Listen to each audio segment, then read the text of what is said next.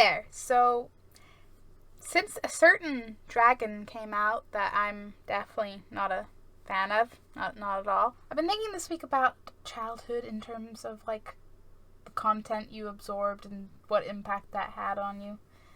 I'm not quite sure where... I know Spyro totally gave me my obsession for dragons and probably started my fascination for all sorts of mythical creatures. Now, if only I had the memory to remember them all. Obviously also applies to Spyro. Like, Spyro's got some solid friends, and, you know, he's single-handedly, like, saving the dragon races how many times? Well, single-handedly with some help from friends, here and there. Give and take, depending what game you're in. But I'm thinking, like, more so with stuff like Pokemon, Winnie the Pooh, Lilo and Stitch. Everything, asterisks, that you, like, consume content-wise as a child has such a strong focus, you know, on, like, friendships, like, absolutely unbreakable, like, to the end friendships. And I think that basically developed my, like, framework of how to be as a person. This kind of caused an overlap in thinking, though, because I'm just kind of already thinking about, like, where do I get my self-worth from? And I think I've realized I get my sense of self-worth from being a good friend. For better or for worse with that. Which is an intriguing thing, because that's... I feel like as a concept is a very different thing whenever you're, like, younger compared to when you get older. Because, like, when you're younger, like... You know, you get your friend their favorite, like, plushie toy for their birthday, your great friend, you know, in high school, if you're lucky. Like, I realize, you know, some people got more problems, but generally speaking, if you're lucky in high school, your biggest problems are your friend's unrequited crush and that one asshole in the class. And then, you know, there's not... Of course, there's always people who have bigger problems than that, but they don't always make it known. You don't always know. Not to say that that's the height of high school problems, but in my experience, anything beyond that was a very well-kept secret until way past school. So then, in contrast, like, when you're an adult, like, it's more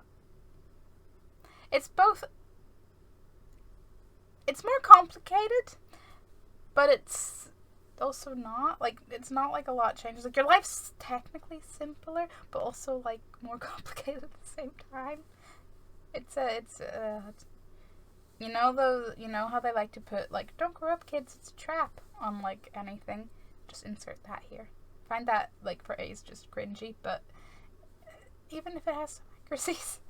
So, the conclusion I've kind of come to is that I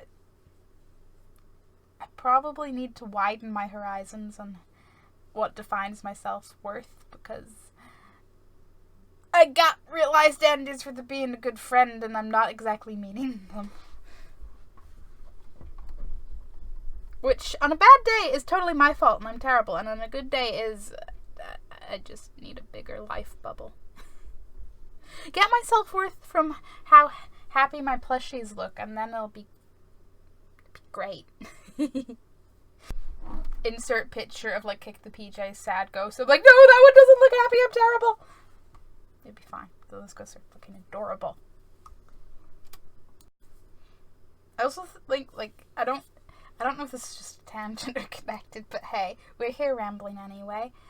But you know how you comfort eat? And I know this is, like, of course, lots of people do this. You know how you have, like, your comfort movie or show or whatever. Any Disney movie or similarly lined movie will work for me.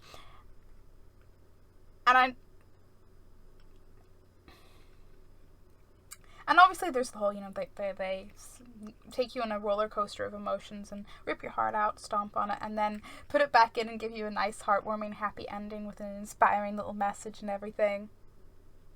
Usually, hopefully. Which is nice. But I'm also now thinking, like, I don't just like them because they're nice, do I?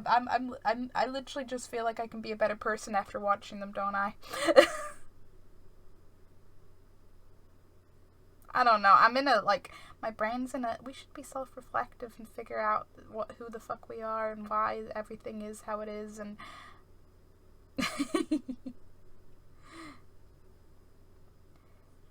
looking at the franchises that built the foundations of me is the happier way to go about that. Is the most nice and cuddly topic to go with that. So we'll roll with that. And I'm gonna go rewatch the Christopher Robin movie after I edit this, because goddamn that movie, I haven't watched it since like it came out in cinemas, and just yep, it did the whole rip your heart out, stomp on it, stuff it back in.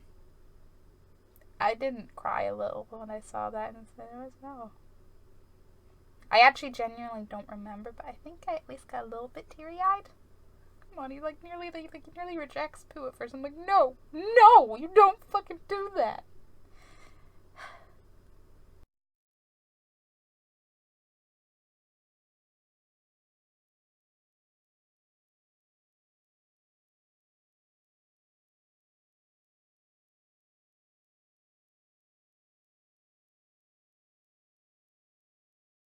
Lilo the Stitch.